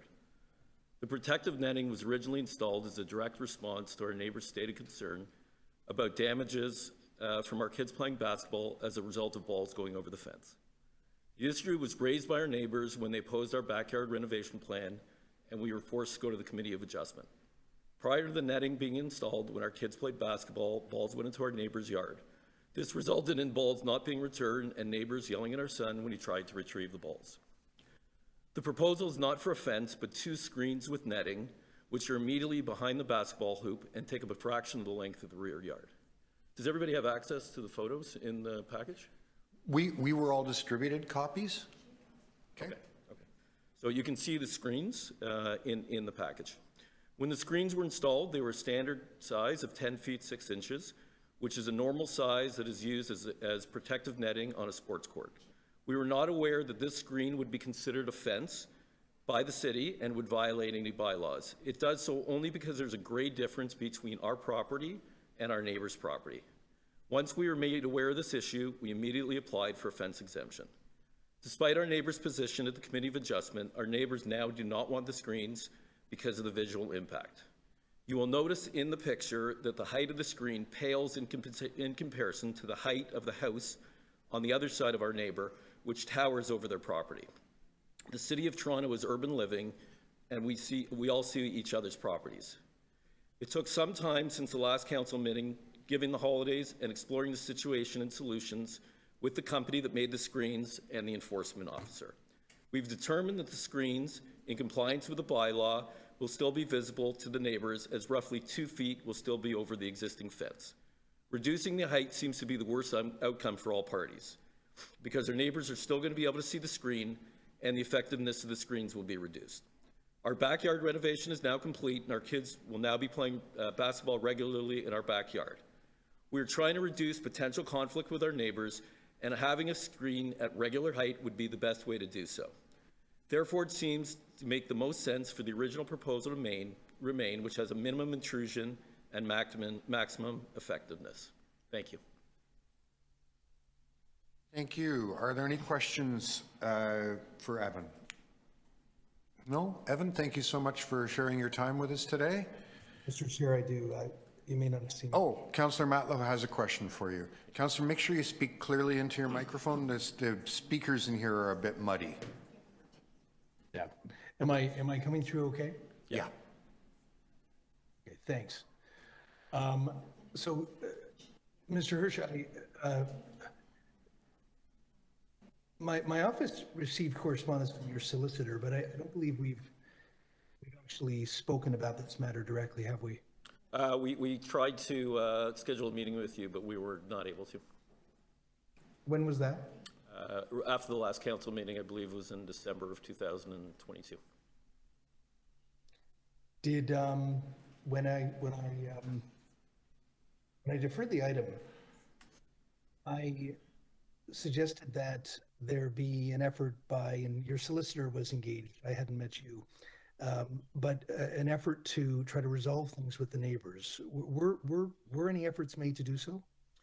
Well, we've spent the last month or so, or a month or two since the last meeting, trying to resolve it. So we went back to the company that made the panels to see if anything could be done to reduce the size. We were told that a reduced size would reduce the effectiveness. We also met with the bylaw officer to do that. And then once we had all that information, we reached out in a letter to the solicitor for our neighbors, but did not receive a response until yesterday. Until yesterday. Okay. And what kind of response, may I ask, is there interest in trying to resolve this, or did they reject you, or what was the sentiment? Well, I think the bottom line for our neighbors is, they don't want us to be playing basketball in our yard because it interrupts what they're doing in their yard. So, the bottom line is there's only really two solutions. One solution is the screens remain up at full height, or the alternate solution is the screens go to a lower height. They're still going to be seen by our neighbors, but the screens won't have the same effectiveness at a lower height. I'm informed by my staff that they don't have any record of you or your solicitor requesting a meeting. Would you resend that email? Because I'm just not aware of it. Sure. It came from Elaine Costello, who was our solicitor. Your solicitor? Yeah. Okay. But I'm happy to resend it. Okay, thank you. Thank you. Are there any other questions? Seeing none, thank you so much for your assistance today. Are there any other members of the public who wish to make a deputation on this item? No? Councillor Matlow, do you have any questions of staff? No. No? The floor is yours. Well, I came in ready to move the motion to the recommendation to refuse. My staff are telling me that there is no record of any meeting request. Mr. Hirsch is suggesting. I can't hear now. Yeah, there is some interference. Councillor I think Matlow. someone is online, needs to be Yeah. muted. Can you start again, Councilor Matlow? Thank you. Just one moment. Although So, I'm so hearing some members sort of who are rushing remote, we are really getting terrible sound projection here. Please speak loudly, clearly, and slowly so that we and members of the public can hear you. Sorry to impose that on you. I appreciate that. There was some sort of interference, some noise going on that I don't know what the source was. Just to repeat myself in that case, I'll just say it succinctly.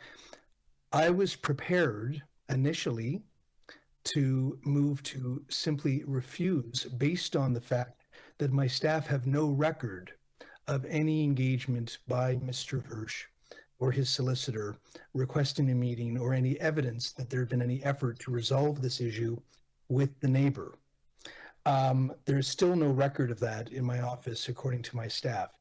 That being said, though, I appreciate the fact that Mr. Hirsch made his way down to City Hall and that he is saying that he would like to make that effort. So I'm willing to defer this one more time to work to see if there can be a good faith effort to see if there can be a resolution. I mean, obviously the height does not comply with the bylaw. That is the default position, and that's where we're going to rest if there can't be resolution. But Mr. Hirsch is saying that he'd like to arrive at that, and I'm willing, now that I've heard from him directly, I'm willing to give it a month to see if we can get there. So that's what I'll move.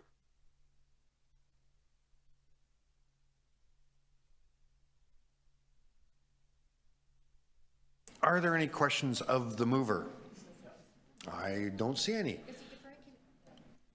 Just a moment, does anyone else wish to speak to the item? No. If we could get, did you get a motion out of that?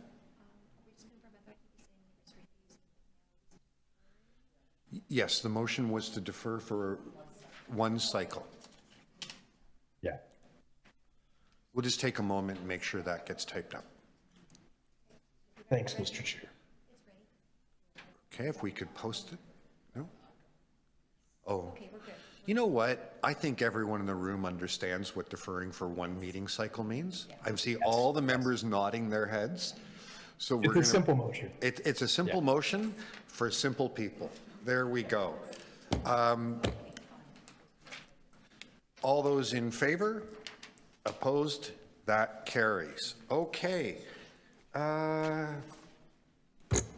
Next we have item TE 2.65, changing parking regulations for mosques in Toronto Centre. I have a deputant, Zakir Hossain.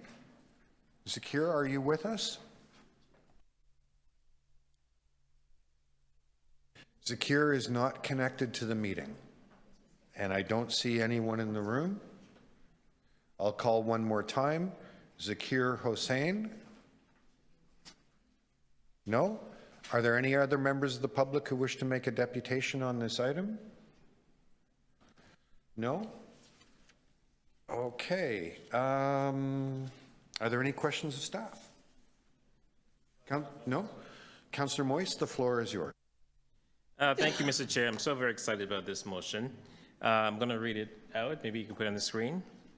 And it's recommended that request the Director, Traffic Management, Transportation Services to investigate the feasibility and report back to the April 2023 meeting on changing parking regulations to ensure that parking is free for at least 1 hour per vehicle between the hours of 12 p.m. and 3 p.m. every Friday on the following streets: west side of Parliament Street between Shooter Street and Dundas Street, east side of Parliament Street between Shooter Street and St. David Street, and east and west side of Parliament Street between Dundas Street and Oak Street. Excuse me. So during the election, I was told by many people in my community, more specifically the Muslim community and the and other religious organizations, that they feel that they've been ticketed every time they go to pray at the mosque. And Toronto's a very diverse city, very diverse community, especially Toronto Centre. And I feel that there's a bias when it comes to Eurocentric rules, quite frankly, in that if you look at the Sunday parking hours, it's free throughout the city from until 1 p.m. And originally, I think that was to accommodate Europe, Western religions, I'm going to call it. And so I think, fast forward 2022, 2023, I think we need to be more inclusive in how we manage and look at the city and try to accommodate as many people as we can. And I don't believe that people who go to pray at a mosque or temple on a Friday should be ticketed to worry about that. So I'm asking for a study from staff to review and to see what can be done about that. And as the motion requests, to report back to us in April 2023. Happy to take any questions. Are there any questions of the mover? Does anyone else wish to speak? You know what? I think this would be a good motion to record our vote on. All those in favor? I have Councillor Sachs, Councillor Bradford, Councillor Perks, Councillor Moyes, Councillor Malik, Councillor Bravo, and Councillor Matlow. That's unanimous. Awesome. Thank you. There you go. Okay. Great. Councillor Sachs, I understand you need to reopen an item? Yes, thank you. The very first item on 17 St. Andrew. So the city has approved that all new developments. Okay, I'm just going to move the motion before you start speaking to it. If we just have to vote that you're allowed to. All those in favor of reopening the item or reconsidering the item, opposed if any, that carries. Now the floor is yours. If you have a motion on the item, mention it at the start of your speech. Yes, thank you. So I have provided the clerk with a motion that this development should not, that the residents of this development should not be eligible for permit parking. Permit parking in this area is already very fully subscribed. It's the general policy of the city that new developments should not be eligible for permit parking in those areas. That applies automatically to new developments whose applications were received by the city after the date that the new parking bylaw came into force. This one was filed before that time, so I need a motion to exclude them from permit parking. So I'm putting the motion, and then we're going to defer it until next meeting because public notice hasn't been given. And thank you for everybody helping me figure out the process. Some catch that catch-22. Okay, on the motion, all those in favor, opposed, carried. Okay, members, this is a moment of my shame. I am going to move a motion to introduce a new item, item TE, 81, 2.81. Now, whenever a member of community council does this partway through the meeting, I generally admonish them. Would you like us to admonish you? I think each of you should carry in your hearts a secret admonition against me and sort of hold it as a get out of jail free card. It's bad and sloppy to lean on the clerks with a bunch of motions during the meeting. We've been very good so far. Unfortunately, I was made aware of some work done by the transportation department on a street in my ward just yesterday, which we have debated many times here at Community Council and is a matter of urgent safety issues. So I found myself between a rock and a hard place. So going forward, do as I say, not as I do. I will hold it against you. Okay, so I'm going to propose a 3-minute recess. Oh, I know. I have been, like, literally, last night at 4 in the morning, I was tossing and turning and sending people emails. We've been trying to get this to you as quickly as possible. Just relax for 3 minutes. We'll be back to you.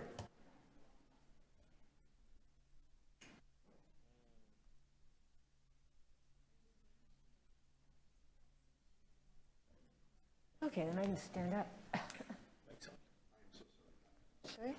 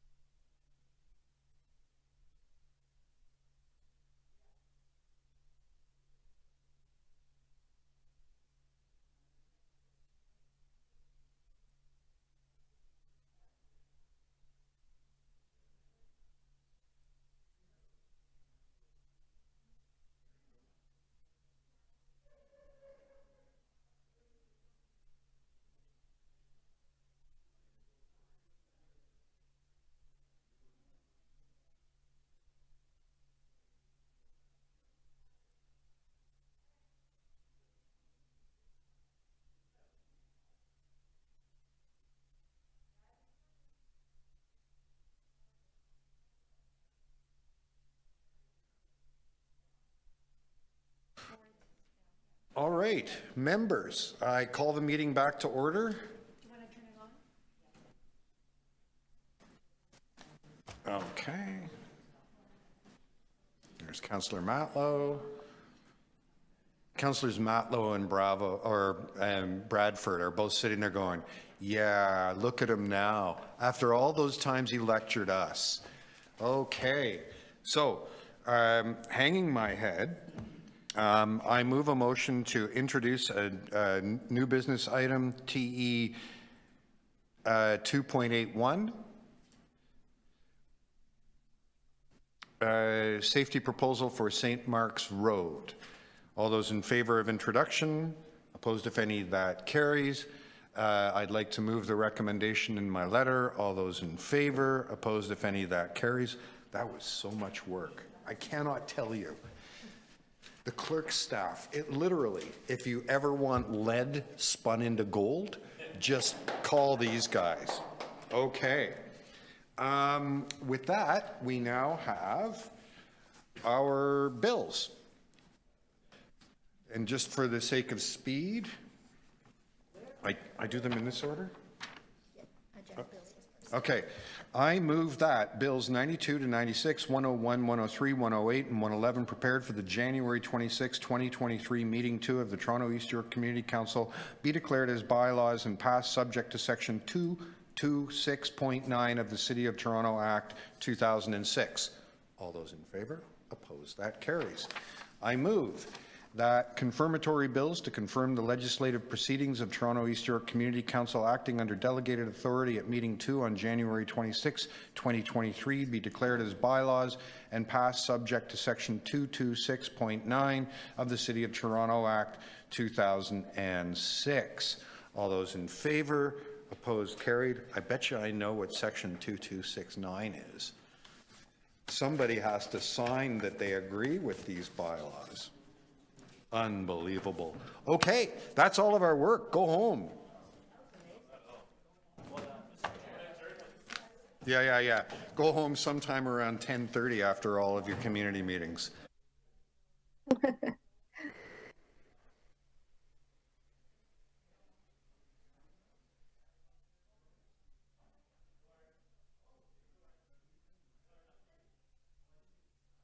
Hey, Gord.